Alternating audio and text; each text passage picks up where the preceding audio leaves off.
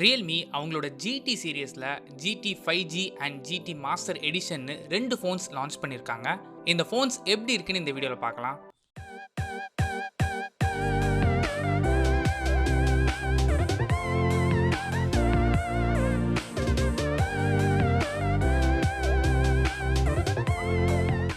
ரெண்டு ஃபோன்ஸோட ஸ்பெசிஃபிகேஷனுமே கிட்டத்தட்ட same specification தான்.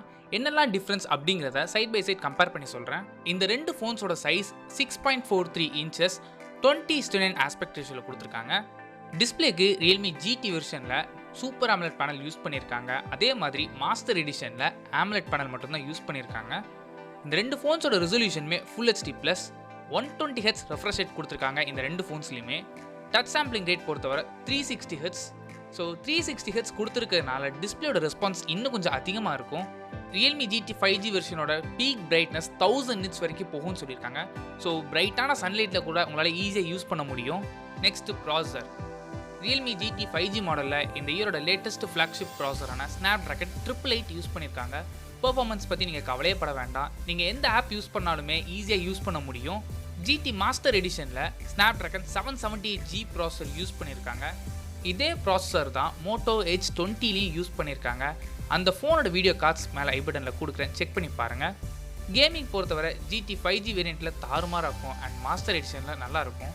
இந்த ப்ராசஸரை சப்போர்ட் பண்ணுறதுக்கு GT 5G மாடலுக்கு 8GB and 12GB LPDDR5X RAM use பண்ணியிருக்காங்க. ஸ்டோரேஜுக்கு 128GB and 256GB UFS 3.1 storage use பண்ணியிருக்காங்க. GT 5G டாப் அண்ட் வேரியண்ட்டான 12GB வேரியண்ட்டில் 7GB வரைக்கும் உங்களால் RAM எக்ஸ்பான்ஷன் பண்ண முடியும். ஸோ இந்த RAM எக்ஸ்பான்ஷன்னா என்ன அப்படின்னு தெரியாதவங்களுக்கு ஸ்டோரேஜ்லேருந்து ஒரு 7GB பார்ட் எடுத்துகிட்டு அதை அப்படி ரேமை கன்வெர்ட் பண்ணும்.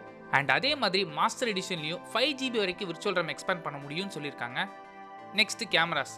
GT 5G வேரியண்ட்டில் பிரைமரி சென்சர் 64 மெகாபிக்சல் சோனியோட IMX682 சென்சர் யூஸ் பண்ணியிருக்காங்க. Secondary sensor 8 megapixel ultra wide lens and third sensor just counting camera தான் கொடுத்துருக்காங்க. ஃப்ரண்ட் ஃபேசிங் கேமரா பொறுத்தவரை GTயில் 16 மெகாபிக்சல் யூஸ் பண்ணியிருக்காங்க. ஆனால் மாஸ்டர் எடிஷனில் 32 megapixel front facing camera use பண்ணியிருக்காங்க. Next battery. GT 5G மாடலில் 4500 mAh பேட்டரி கொடுத்துருக்காங்க அண்ட் மாஸ்டர் எடிஷனில் 4300 mAh யூஸ் பண்ணியிருக்காங்க.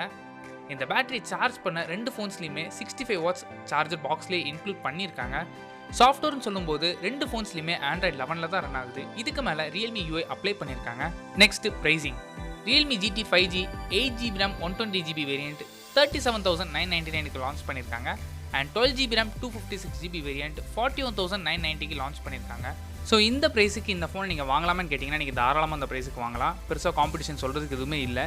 And next Realme GT master edition 6GB RAM 120GB variant 26,000க்கு ப்ரைஸ் பண்ணியிருக்காங்க and 8GB RAM 120GB variant 28,000க்கு price பண்ணியிருக்காங்க and 8GB RAM 256GB variant 30,000க்கு price பண்ணியிருக்காங்க. இந்த ப்ரைஸுக்கு இந்த ஃபோனை வாங்குறதுக்கு பதிலாக இதுக்கு ஆல்டர்னேட்டிவ் பார்த்தீங்கன்னா OnePlus Nord 2 இருக்குது. இல்லை Nord 2 பிளாஸ்ட் ஆகுது அப்படின்னு யாராவது நினச்சிங்கன்னா உங்களுக்கு போக்கோவில் F3 GT அப்படிங்கிற ஒரு மாடல் இருக்குது. அது கேமிங் ஃபோன் தான். நீங்கள் தாராளமாக அந்த ஃபோன் கூட வாங்கலாம். பெர்ஃபார்மன்ஸ் இதோட பெட்டராகவே இருக்கும் உங்களுக்கு. இல்லை ரியல்மிலே எனக்கு வேணும் அப்படின்னு நினச்சிங்கன்னா Realme X7 Max இருக்குது.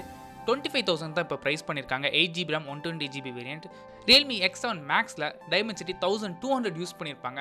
778G கூட கம்பேர் பண்ணும்போது பெர்ஃபார்மன்ஸ் MediaTek Dimensity 1200ல அதிகமாகவே இருக்கும் உங்களுக்கு. ஸோ நீங்கள் மேக்ஸிமம் அந்த ஃபோனை கன்சிடர் பண்ணுறது கூட ஒரு பெட்டர் ஆப்ஷனாக இருக்கும்.